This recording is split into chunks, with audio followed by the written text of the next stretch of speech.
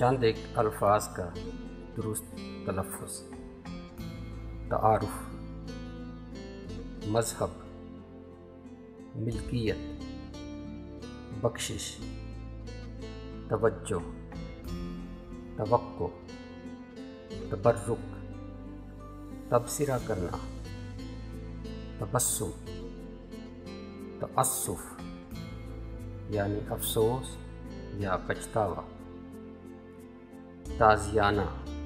यानी कोड़ा, हज्जाम यानी हजामत बनाने वाला, हजर अस्वद, तसादुम यानी टक्कर होना या टकराना, मुफसिद यानी फसाद करने वाला, मुग़वी यानी अगवा करने वाला, मिलावट, मलिक यानी बादशाह, मलिका यानी बादशाह की बीवी, मावश या मैवश, जानिसार निचोड़ना, तशद्दुद, तसर्रुफ़, तसव्वुफ़,